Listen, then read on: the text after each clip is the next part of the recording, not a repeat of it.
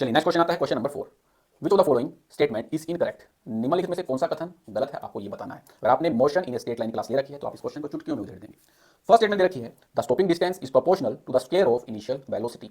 अवरोधन दूरी प्रारंभिक वेग के वर्ग के समानुपाती होती है। बिल्कुल सही स्टेटमेंट है। अगर आपने क्लास नहीं ली है तो हम आपको बताएंगे स्टॉपिंग डिस्टेंस क्या होता है।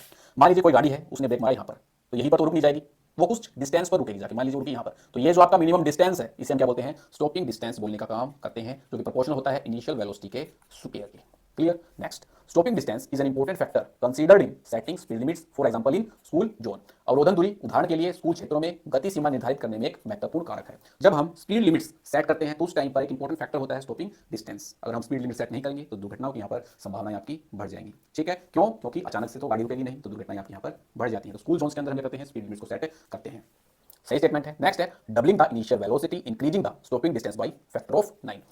अब अगर आपको ऑप्शन रिमूवल करना आते हैं तो आप यहां पर देख सकते हैं कि ए जगह बोल रहा है वो स्क्वायर, और ए जगह यहां पर फैक्टर बता रहा है किसका, 9 का। पॉसिबल है? नहीं पॉसिबल है। क्यों? क्योंकि यहां पर इनिशियल वेलोसिटी क्या कर रहा है, डबल कर रहा है। ठीक है, तो डबल जब हम करेंगे इनिशियल वेलोसिटी को तो स्टॉपिंग डिस्टेंस कितने गुना हो जाएगा, 4 गुना हो जाएगा, ना कि 9 गुना। तो इस प्रकार से आप तुक्का मारना चाहें तो फर्स्ट एंड थर्ड के अंदर तुक्का मार सकते हैं। प्रारंभिक वेग को 2 गुना करने पर अवरोधन दूरी 9 गुना नहीं 4 गुना आपकी बढ़ जाती है। ठीक है, गलत स्टेटमेंट है। नेक्स्ट यहां पर दे रखा है, the change in velocity with distance is not constant. Distance के साथ चेंज इन वेलोसिटी आपका कांस्टेंट नहीं रहता है। जैसे जैसे डिस्टेंस आपका इंक्रीज होगा तो चेंज इन वेलोसिटी आपका क्या हो जाता है, कम हो जाता है। चलिए इसको अच्छे से आप यहां पर समझाएंगे।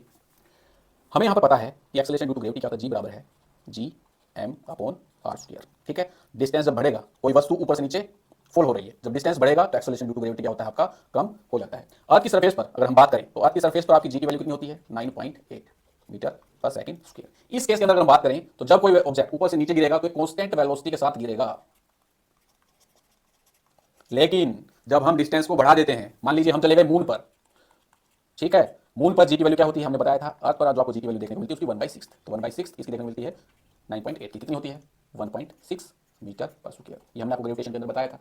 ठीक है, मून पर ग्रेविटी जीरो नहीं होती है, ग्रेविटी आपकी कम होती चली जाती है जैसे जैसे आपका जो है डिस्टेंस है वो इंक्रीज होता है। जीरो जैसी लगती है लेकिन जीरो आपकी नहीं होती है। जीरो कब होती है, जब अर्थ के सेंटर से जो डिस्टेंस है वो इनफाइनाइट हो जाता है, तो जी की वैल्यू क्या हो जाती है आपकी, जीरो हो जाती है। मून पर ग्रेविटी जीरो नहीं होती है, डाउट में बिल्कुल भी आपको यहाँ पर नहीं रहना है। ठीक है, इसीलिए एस्ट्रोनॉट्स जो रहते हैं वो हवा में क्या करते हैं, तैरते हैं। वो भी गिरते हैं नीचे की तरफ लेकिन बहुत स्लो स्पीड से वो गिरते हैं। ठीक है, तो जी की वैल्यू आपकी क्या हो जाती है, वहां पर कम हो जाती है। तो जो चेंज इन वेलोसिटी है वो आपकी यहाँ पर कम होती हुई चली जाती है। ठीक है दोस्त, क्लियर। अर्थ पर जब हम बात करेंगे तो कांस्टेंट वेलोसिटी के साथ कोई ऑब्जेक्ट नीचे गिरेगा, लेकिन जब डिस्टेंस आपका बढ़ जाता है, जैसे मान लो मून पर हम चले गए, तो ग्रेविटी आपकी कम हो जाएगी, तो चेंज इन वेलोसिटी आपकी यहाँ पर कम हो जाती है। क्लियर। दूरी के साथ वेग परिवर्तन स्थिर नहीं होता है, गिरने के साथ क्या होता है, घटता है आपका। चलिए नेक्स्ट क्वेश्चन।